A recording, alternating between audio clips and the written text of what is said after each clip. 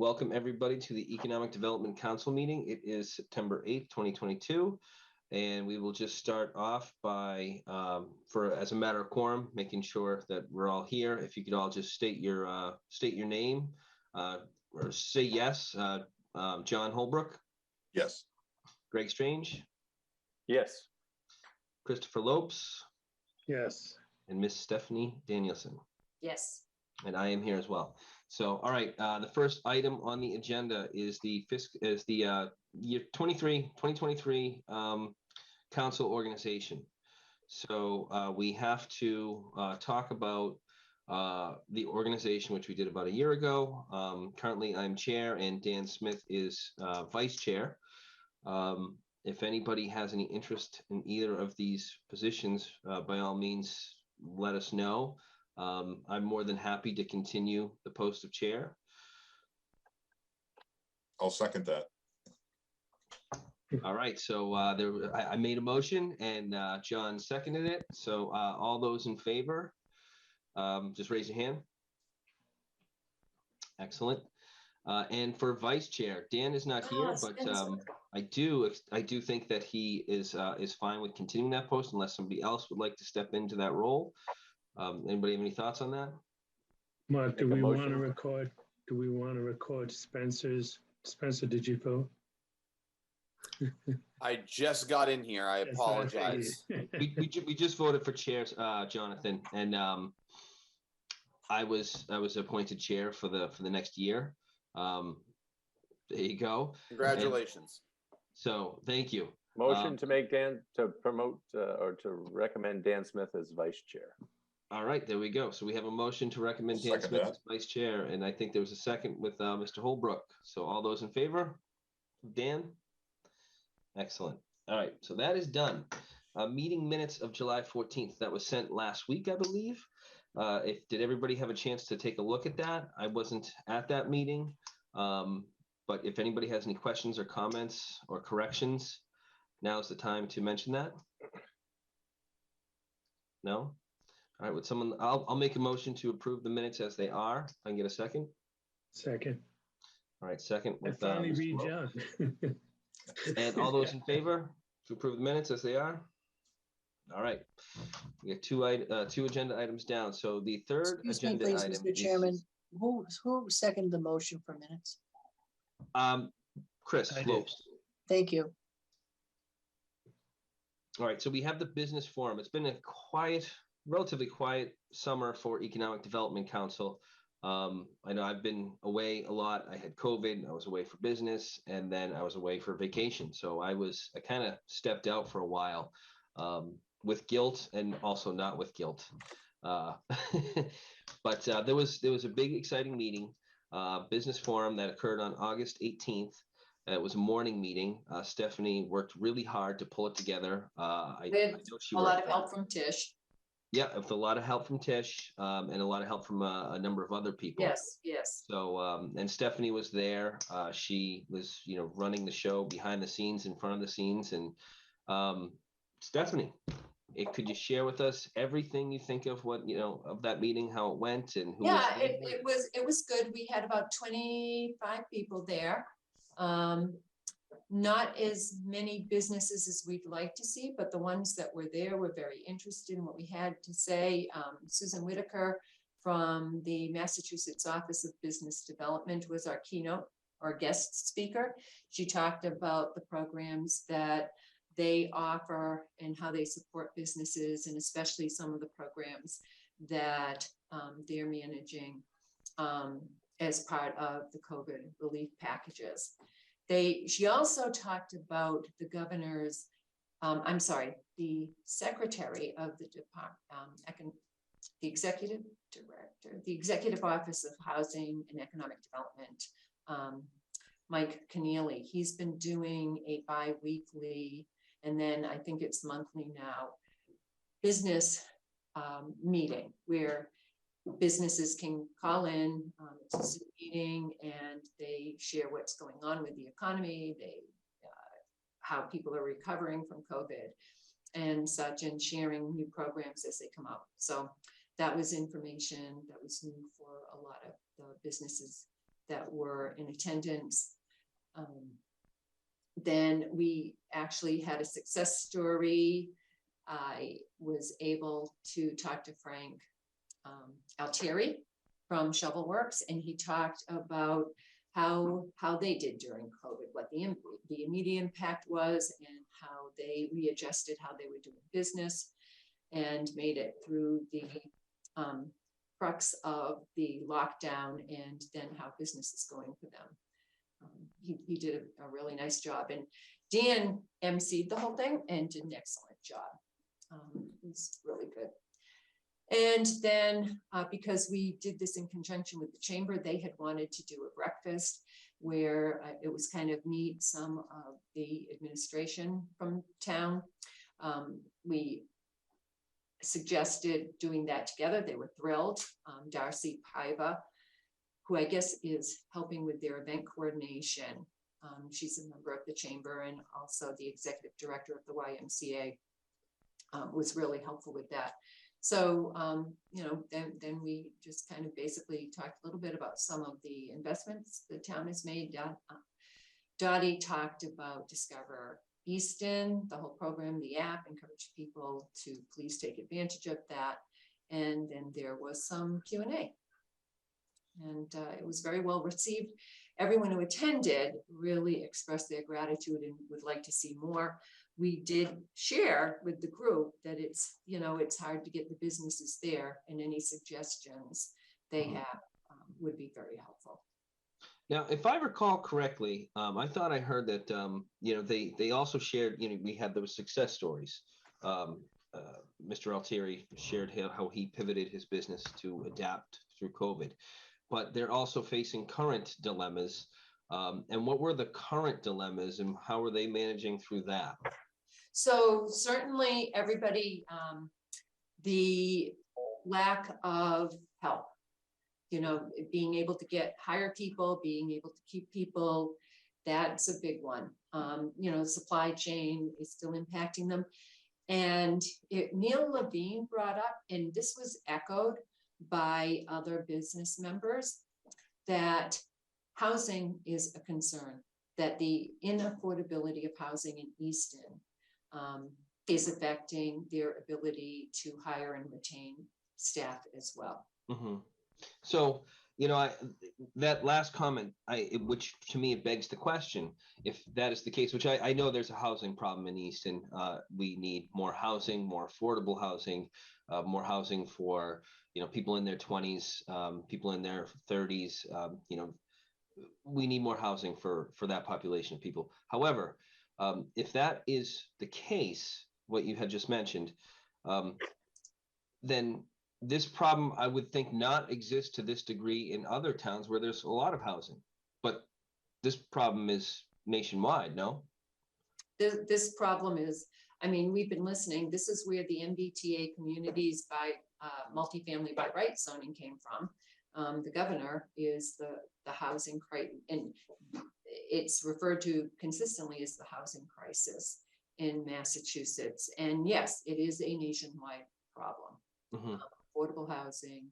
I'm not going to, I don't know that it's everywhere across the country, but certainly other states and communities are experiencing similar situations where there's not enough housing, and the cost of housing is extremely high.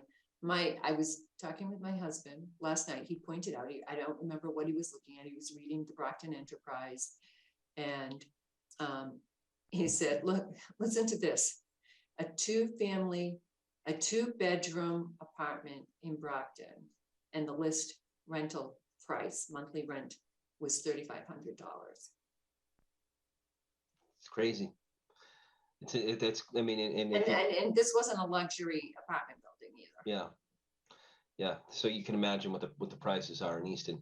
Did they think that their difficulties with finding help was, what else did they think it was? Did they point to the housing crisis as the sole problem, the only problem? No. I mean, what other factors are there? Because there have to be others. So John raised his hand. He was at the meeting. Yeah. So I'm going to let John talk because awesome. He has I can see- firsthand experience. Yeah, I can definitely identify with the housing part. I've tried to help one of my employees find an apartment, even just a studio or one bedroom. And there is nothing until you get down to Fall River, maybe even down around Providence. Very difficult to find anything. And even then it's slim pickings, and I think they go quick, or it's very difficult to even land one in that in that area. So we have a lot of employees that come up from the Taunton area, and there are a few now in the Fall River area as well. And they're just really traveling a distance. So it's the whole Easton area, as Stephanie pointed out. Brockton isn't really much isn't much better. It's really not an option. Brockton, Taunton, they're all very high, so that's very very difficult. But I'm really not sure. We've had our challenges trying to hire employees. I think that it's been difficult to really try and put your finger on just what the issue is. But everybody is the expectation out there is that you can get quite an increase by changing jobs. And if you're trying to balance an existing team of employees and have your pay scales in place, and not trying to throw that all out of whack and be fair to the people that are working for you when you bring someone in, it's a very difficult balancing act. But we've certainly thought we had arrangements with people, but then their current employer will just throw some more money to get them to stay. We just had an individual come back with kind of renegotiating for a second time around. They weren't happy where they were. We made them an offer. They accepted it. Their existing employee threw more money their way, and they stayed. But after 3 months, they said, it's more of the same. They're still not getting what they want, so they're looking to change. But now they're at a higher pay level than they were before, and it's just a difficult negotiation. It's just I don't know where what's happened, where all the prospects have gone. But I remember a year ago, 2 years ago, a lot of people pointed to that it was you made more money by staying home and collecting during COVID. You would get a check every week from the government, and you would make more money than going to work. And so there was no driver to get people to work. But that's not happening anymore. That's not the case anymore. Right. So I thought that once that stopped, you would see people going back to the job market. And it seems like that is not the case. So, it's a $1 million question. What is happening, and how do you get more people to work at these local establishments, taking into consideration the housing, which is obviously that's something that needs to be addressed, and constantly looking for ways to address. And what's everybody's thoughts on that? So, Mark, may I say something here? Because it seems like we always go back to affordable housing. And I don't know if that's the answer, right? The always affordable housing, because there's a balance, right? You have people who move to Easton for a reason. So you want to make sure you have that balance, and it shouldn't just be an influx of affordable housing. We're having the same problem in big businesses too, right? Retaining the resources, right? It's not just a local problem. It's Mark hit on it some, the rates, people can move because they're being offered higher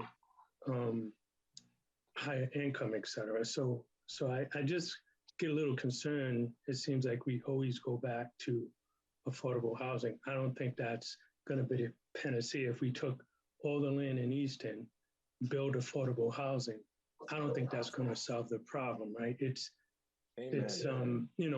There's transportation out there. People drive, right? I mean, we have children, at least I do, who are in college, et cetera. They're out looking for jobs as well, but it's not always just a housing thing, right? There's other factors out there. So we just need to identify those. And other companies that are looking for resources, and I have friends that own companies too, are they getting paid? Where's that salary threshold, right?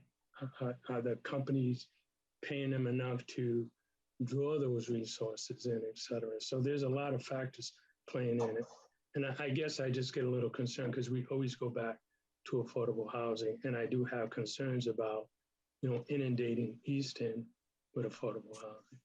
And Chris, I don't think that was the suggestion that was being made. I think what people were doing was just that housing is an issue. And then I wonder, and I'm putting this out there, if some of the reasons, so John just mentioned an employee, a potential employee, someone who was working for a company, wasn't happy with that company, accepted an offer from Easton Machine, got a counter offer. The money was attractive, but still they're unhappy. But and I certainly understand they feel like they're in a better bargaining position at this point. That's understandable. However, what sacrifice are you making, and is the need for money in part for housing and other cost living expenses, because inflation has driven up every aspect of living expenses. Does that play a role in then continuing to drive up what people expect to be paid or need to be paid so that they can live?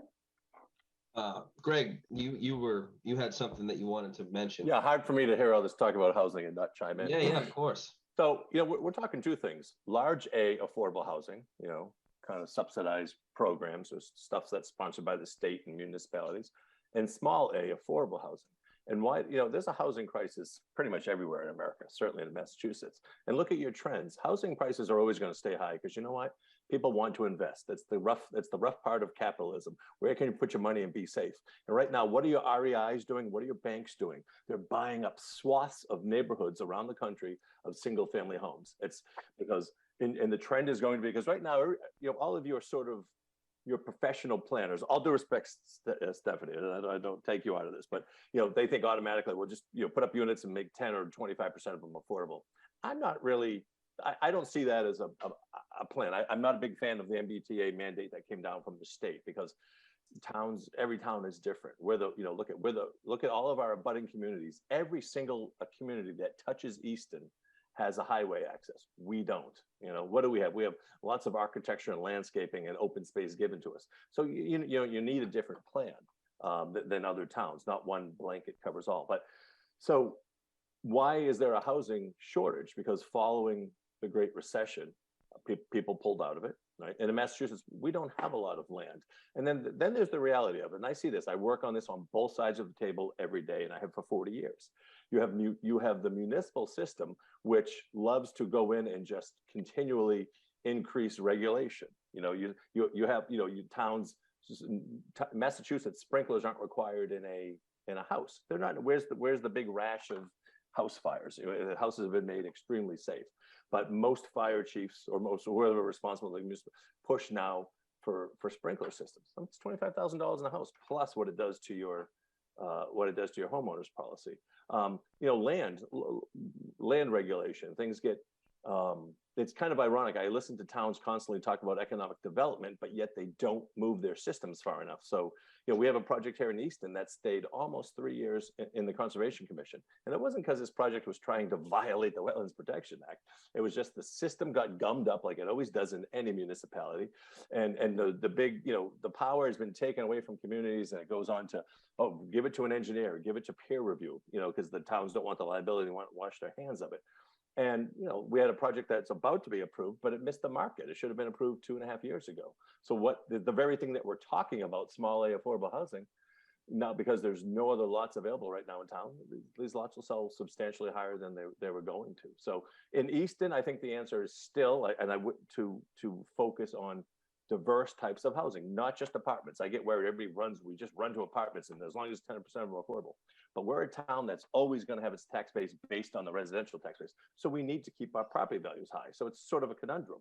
But what we need to really do, and I'll be long gone, but hopefully you young folks can work on this, is to find ways to allow accessory structures, or maybe we do overlay districts and allow 2 houses on a lot, and that's not always going to work as a blanket, but that's what we need to do, because we don't really have any land left, and we're probably not going to have huge swaths bought up by banks, because we're an old mill village town with, lots of pocket neighborhoods, but price of housing isn't coming down. What we need to try to do is to create more diverse types, because if we go just apartments, then we're going to ruin the aesthetic of the town, and we're not going to build. I like to build communities, and I'm not anti-apartment, but we take a look at the numbers. We've created hundreds of them over the last few years. We haven't created hundreds of single-family homes or smaller homes, and that's really what we need to focus on.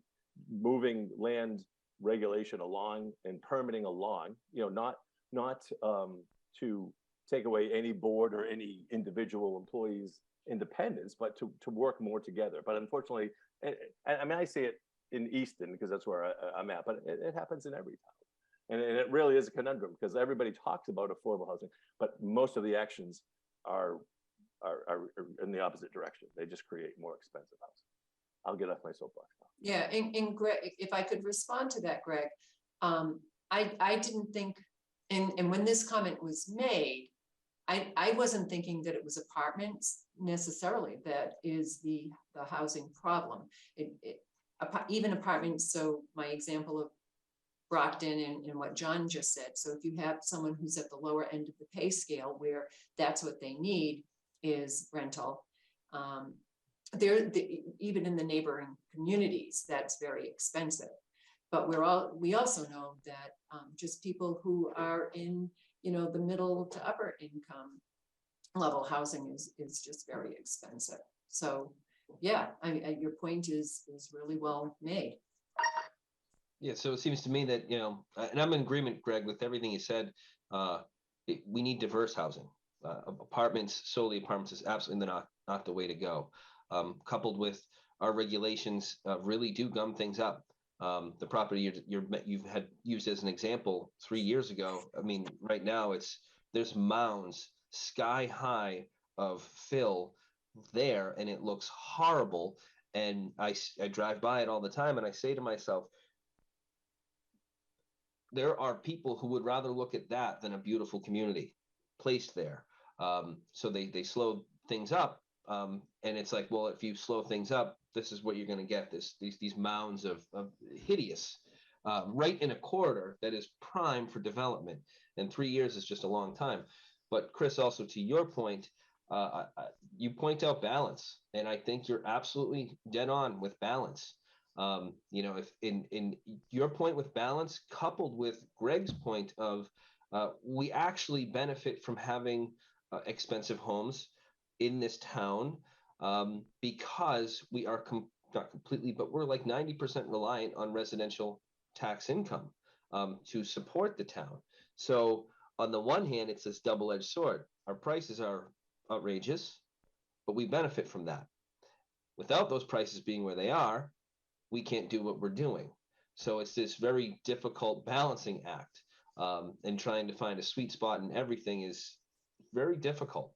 And I know that we're constantly trying to figure it out, but I think there's right in what everybody has mentioned, and it's an eye opener. Thank you. Thoughts? Thank you both for that. Appreciate that. And it's where we are in a business cycle, right? And like Greg is saying, the market's starting to cool because interest rates are starting to climb somewhat, right? So it's starting to offset that as well. And if we overload our communities with all this housing, eventually it's going to swing the other way, and we're going to have a different problem. Right.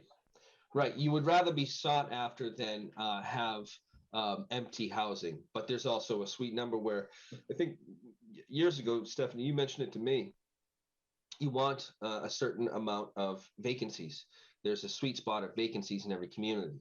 You don't want it to be too vacant, and you don't want it completely, 100% capacity either, because that doesn't work for obvious reasons. So it's one of the biggest questions I have, though, is, we have an affordable housing crisis. A few things within that is, well, affordable housing by standards of 10 years ago, my personal opinion is not current. What we call affordable today is, to me, still pretty darn unaffordable to a normal person.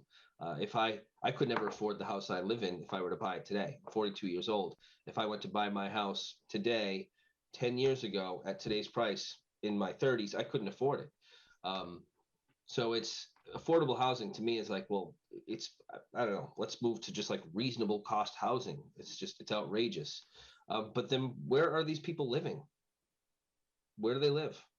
If they don't have a place to live, then I should see them on the streets. I mean, where are they living? Right? That's expensive areas. I mean, there's housing out there, but it's a matter of it's a delicate balance. You want for a town like Easton, you want housing of a certain value, Absolutely. to maintain your value, but then at the same time, okay, you want to make it so. And we're aging out. Look at the demographics. We're getting so much older as a town. So what we've been trying to do since we did the master plan 10 years ago, okay, how can we attract younger families? And that's where we came up with compact neighborhood overlays. And but the battle, we don't have Easton, we just don't have much land. So right. Supply and demand. Yeah. So but it's like anything, you don't want the pendulum to swing, too far in any direction. And it's just incredible. Look at this last boom. Houses, name any town around us, including our town. Houses that 2 years ago would have been $350, sold for $599. So I'm 57 years old. I bought my house for $80,000. Now it needed a lot of work, and I'm still here today. But it was basically the price of the land at the time. But I always had equity. Everybody in my generation. How many people would flip houses? Equity is now gone for a generation, because unfortunately a lot of people that have purchased houses in the last few years on the lower end, because if it's a $2 million house, $1.5 million, well, you'll be okay, right? But yeah, those people starting on the smaller homes are, wow, how long is it gonna be till we see another situation where now? But at the same time, it's not all doom and gloom, because coming out of COVID, and we still don't know exactly how it's going to shake out. And it doesn't, like Mr. Holbrook's business won't be this way, but a lot of people can work remotely from home. So in some ways, and there was an article recently in the Globe talked about how Massachusetts is kind of staring down the barrel, because we always kind of lived off of our, we're so well educated and all that, but it's, we're the second or third, depending on how you measure it, most expensive place to live in the country. And so now people can stay where they are and still work for firms in the state. My wife has a team of 12 that she just put together, and 10 of those aren't in Massachusetts, for a Massachusetts-based company. So and that's why I keep scrambling and screaming to, like, please, let's not ruin the wonderful town that Easton is by going too far in one direction with housing types, because for all the things that we have lots of things, but they are reliant on some of the stuff I talked about before. But I'm a huge supporter of diverse and multi-use development. I think I think, Greg, you've always been beating that drum, and I think you're spot on. Also, I think I never hear the term starter home anymore. People don't start in a home and then build equity and then roll that equity into another home. I mean, that's what I did. That's what I think a lot of us did here, where you start somewhere, and it's not the community you want to land in, but it's a community that you can afford. When I first bought my house, I was 25 years old. I bought a house in Rainham because even then, in 2006, I couldn't afford to live in Easton. No way. But I knew I wanted to be back in Easton, where I grew up. So bought a house, built some equity, rolled it over, and bought the house I live in now. I think at times people say, I want to go from my parents' house to that 4-bedroom, 2-bathroom house on the cul-de-sac. And it's like, no, that's not how it works. You actually have to start small, work your way up, be patient, suffer a little bit, struggle a little bit. And that's what we all do. And I think that mentality is like, people want an immediacy of like, well, wait a minute, why can't I go from my parents' bedroom to that house? It's like, well, because it's not how it works. In Easton, because it is relatively affluent community, property prices are high. Usually, you don't start in those cul-de-sacs. A cul-de-sac in Easton is not a starter home. It's just not. but again, there's also balance. But I think that concept of a starter home and building equity and not having the dream home out of the gate is lost on a lot of people. Chris, you were smart. You were smiling when I said it, and it's. You're right. You're exactly right. And you said you're right on point. And then Greg said two important things. He said we're aging out. So Easton is aging out, meaning that at some point there's going to be an influx of properties on the market, which will start to level off the price. And the second thing he said was people are working remote, and you're correct. So that's another thing that will correct the market. And again, so that's where the balance comes in. So we start throwing properties out there. At some point, we're going to suffer a renaissance that happened in surrounding communities where, you know, they have too much housing, or they have dilapidated houses, right? And then you start having this transient community where people are leaving. So we just got to be careful. And I guess I'm a little protective of that because I've seen it. I've seen it in other areas. And I really like Easton, and I like the balance, and I just don't want it to happen. So. Well, that was an interesting conversation. I think they're all valid points, and sometimes they're points where people don't want to say it out loud, but they're all thinking it, and there's truth to it, but they're afraid of hurting someone's feelings. But I think everybody's right to a degree here. Last thing I'll throw out is student loan has absolutely saddled the generation to save money to move out, which that's a valid point too. I didn't have that. I went to school before loans were government backed, so price of education was reasonable, and I don't have to deal with that. But those young people do have to deal with that. But with loan forgiveness, maybe that'll change. Also, aging out. Greg, you pointed out aging out. There are so many baby boomers that live in Easton that are in their 70s and 80s that occupy single homes. My mother-in-law, my father is one of. They each have these, 3-bedroom homes in a neighborhood, and they live there alone. The day will come where they won't be there, and it will be this massive influx of vacancies where these homes will be left to the children, and they'll sell them. So I think, Greg, you make a good point, and Chris, you too, that we'll get to a point where over the course of 10 years, these homes will be back on the market. They might be, they might be really high priced, but the volume of them should drive the price to a reasonable level, I would think. But we're not permanently out of housing, and everybody who lives in a house won't live there forever. And the time is coming in the next 10 or 20 years where people will pass away, and those homes will be back on the market. It's ironic. You kind of hope, on the one hand, now that interest rates have climbed up, okay, banks have found a way to make money the old-fashioned way, right? Charge interest, and so hope maybe a town like Easton that has has a number of houses that can come on the market. Hopefully they'll go to the private market. They won't be gobbled up by the banks. So that and then because what goes up comes down, and this latest cycle has been exacerbated by lots of things, and certainly COVID was it's new. I mean, nobody. I mean, I know some world famous economists. No one can figure out what's going on with this economy right now. It doesn't make sense. But I think if we stay the course, because Easton is what it is, we're not going to get a highway. We're not making any more land.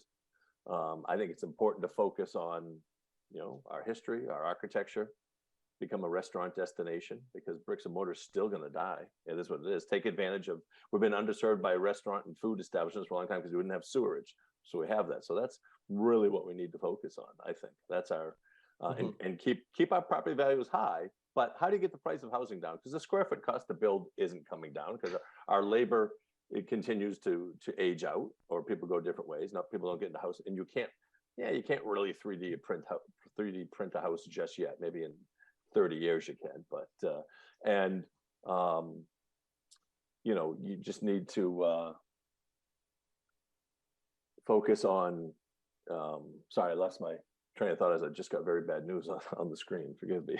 So, but anyways, I think if we stay the course, and diversified housing is the way to go, because that's what every community needs. You certainly need some large A affordable. There's nothing wrong with that. But if you go too far in that direction, you can burst the bubble.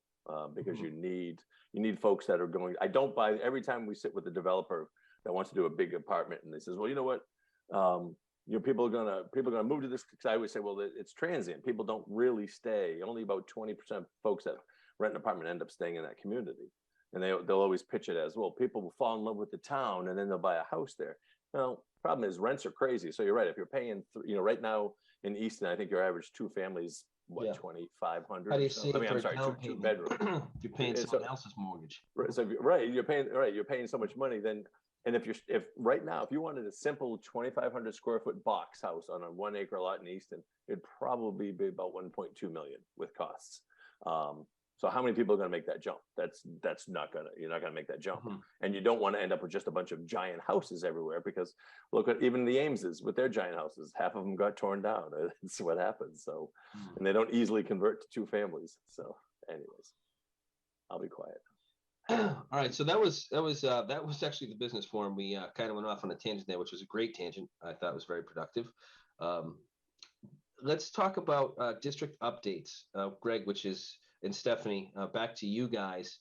Districts, in my mind, it's the three main districts: Five Corners, Queeset, Downtown. What is exciting that is happening in these districts? Lots is happening.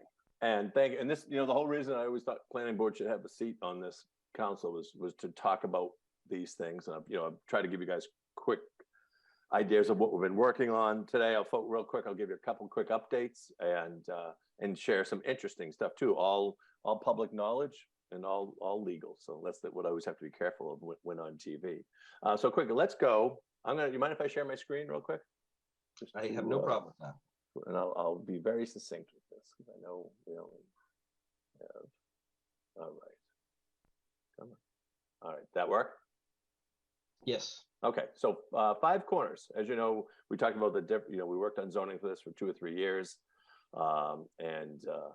So we have a bunch of updates. And just to let me pull out here for a second. So here's Target up in this neck of the woods, and here's Shaw's. Here's 106 and 123. So 560 Foundry Street, which is the big pile of dirt Mark was referring to at the end of Pequantucket, the former foundry. Rick Lincoln, we had preliminary approval from planning board 32 months ago, and then it went off for its Concom Odyssey. And I don't buy that. I won't put that blame on Concom. It was lots of crazy things with floodplains and but anyways, it's came back to us actually last night. Today's Thursday. Yeah, last night. And we should be getting him out the door within 1 or 2 more meetings. It's 44 single family homes. It's the first compact neighborhood overlay district in Easton. Here's the foundry site. So there's about 28 homes here, and then maybe 16 over here. There's a little bridge. In these houses are limited to 1,800 square feet. The planning board, as the special permit granting authority, we get architectural approval on the house type. So it has 5 or 6 really nice New England style models, capped at 2 bedrooms. So it's both. It's good for young families. It's good for empty nesters, anybody else in between. As part of a mitigation package, Mr. Lincoln has given the town some land. He's going to be he'll be installing passing lanes and a set of traffic lights at the intersection of Pequantucket and Foundry. He's also given a large chunk of money on a per unit basis to help with the funding of the redesign of Foundry Street from the intersection with Bay Road up to Target. So eventually,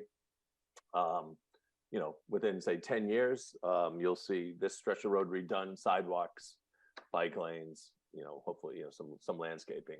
So it's nice to see that finally get going.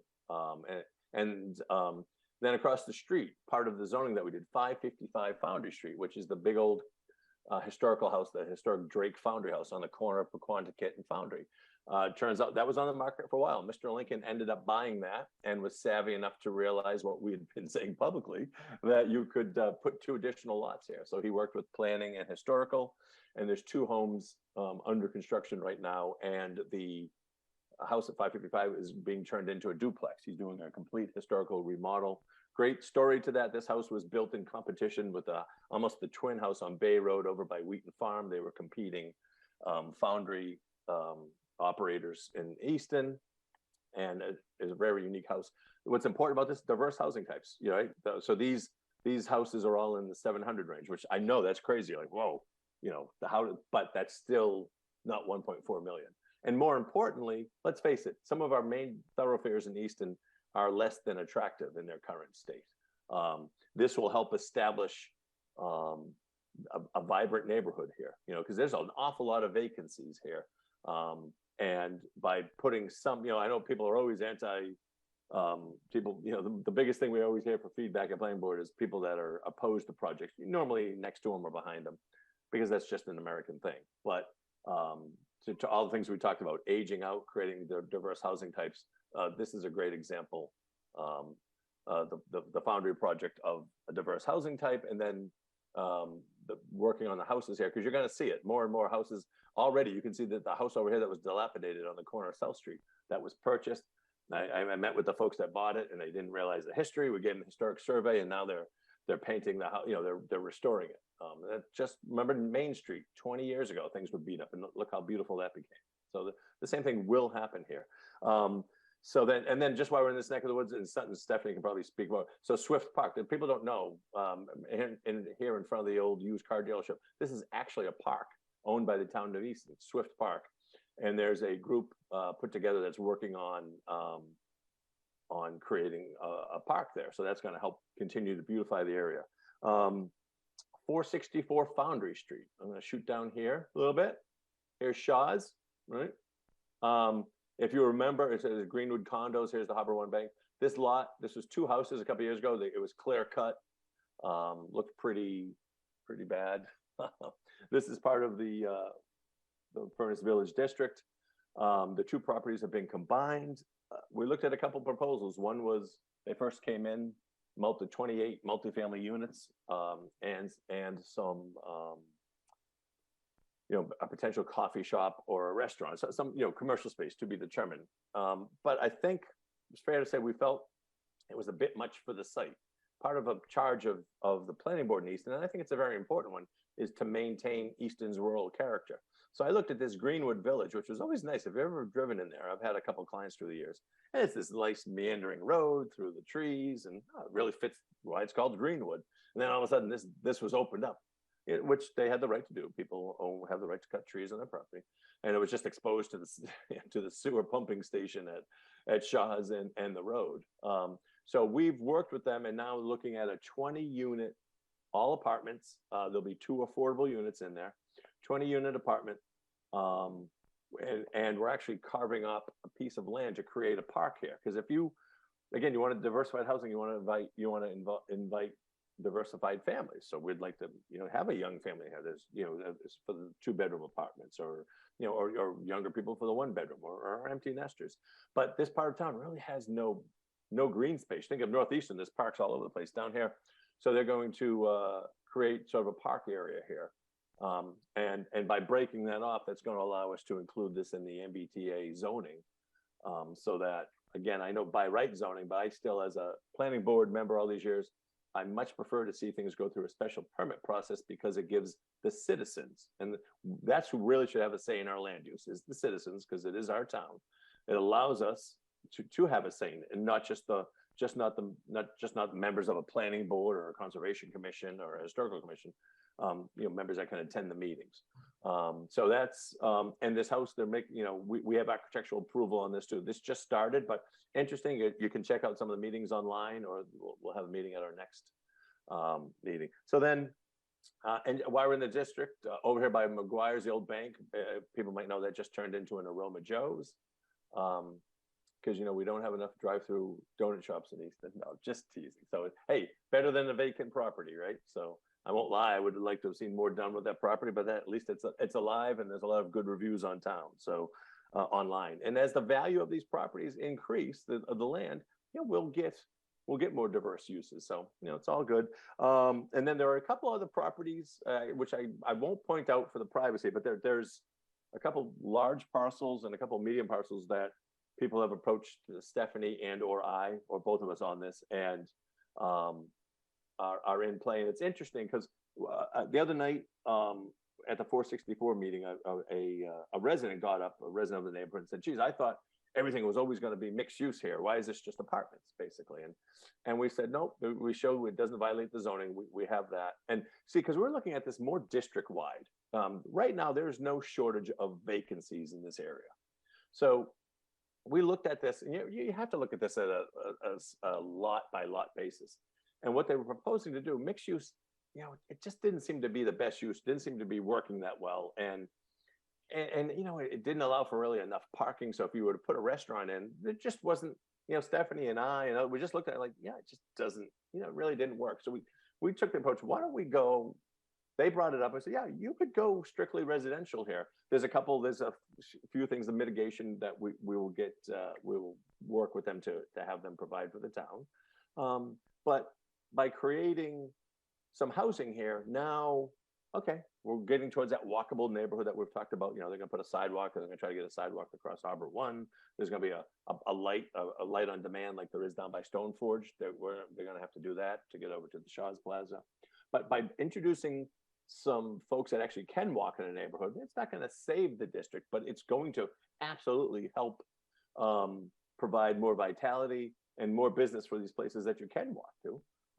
And it's a start, as planners, you have to really think ahead. But so very excited for Five Corners. And, what's going to happen, there's going to be a lot of feedback. People are going to start freaking out when they learn apartments are going to be there. And I've actually been online telling, get involved, people coming, because it's, if you're just going to scream after something's approved, that doesn't do any good. If you really have something to bring to the table besides just the typical, I think we should just keep the town just the way it is, I say phooey, because parts of our town are abandoned and need to be much better to keep, so to provide, bringing in some housing provides vitality so we can have different types of businesses come in. It's limited to what they can be because the land's small, but it doesn't mean it can't be fantastic, just like downtown North Easton.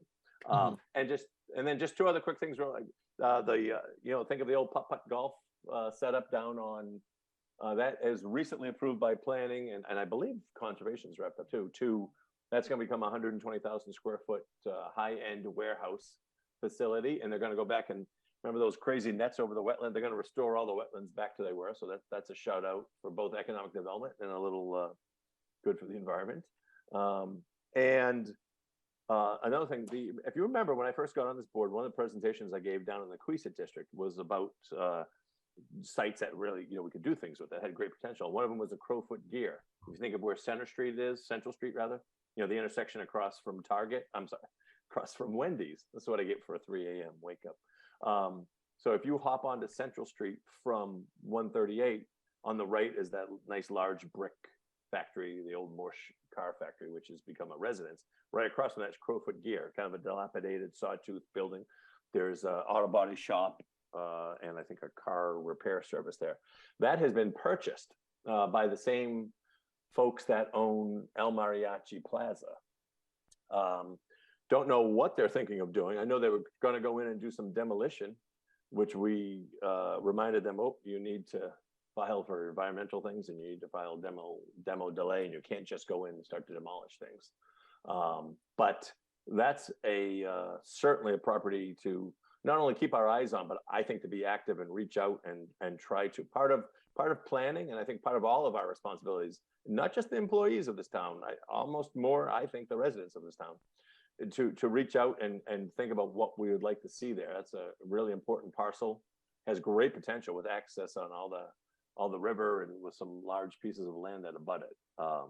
So we should all put our thinking caps on and our networking. And anyway, so that's all I have for today. I thank you. Thank you, Greg. That's all very exciting. What I enjoy most is that all of this development and potential development is occurring in the districts. It's not outside of the districts, which to your concern, Chris, I think that's the balance. We do get to preserve the Easton, the idyllic Easton we all know and love, while focusing our efforts in these districts to generate income for the town, housing for the town, mixed use development for the town. I think that is the balance. That's why I'm really focused on these 3 zones and development in these zones, and any large scale housing, in my opinion, should be part of these zones, because that's where the activity is. So I think that's fantastic. Anybody else? Stephanie, you have any comments on district updates? Nothing. Okay. So outreach, supports, and congratulations. Did you have, Stephanie, did you have anything that you wanted to mention regarding outreach, support, and congratulations? You're on mute, by the way.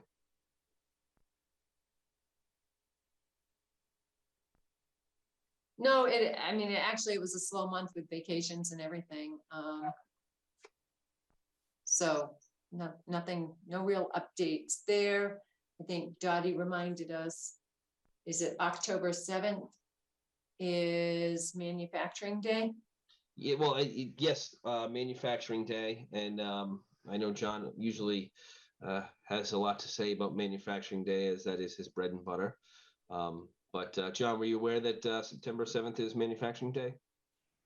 We are. I think we're juggling some vacations and personnel, so I think we're going to be doing something a little later on in the month, and kind of looking at it as well. I guess it is Manufacturing Month, but we usually celebrate on the. That's what I thought. Yeah, we usually celebrate on the day, but that's not working out with schedules and so forth. So I think we're going to try and do something later on. And we haven't done anything through COVID. The schools haven't really been, going out or anything. So we've had a couple of years off. So we're going to kind of gradually maybe get back into it. And as a community where manufacturing, whether it was cannonballs or shovels, this community was built upon manufacturing. So we should have a little bit of extra pride for it. All right. Does anybody else have any questions or comments? No? All right. Well then, Chris, you are muted if you have a comment. Chris, you're still muted. Am I unmuted? Yes. No, I was just trying to tell Greg he was still sharing his screen. Just in case he was getting ready to do some personal stuff. I think he closed it out. No comment. Okay. So we can move into the last thing to do here, which is to adjourn. Would anyone like to make a motion to adjourn? A motion. We have a motion. Do we have a second? A second. Second, John Holbrook. All right. All those in favor? All right, guys. Until we meet again, take care. Have a great week and enjoy the beautiful weather. Thank you all. Thank you, everyone. Bye, everyone. Bye.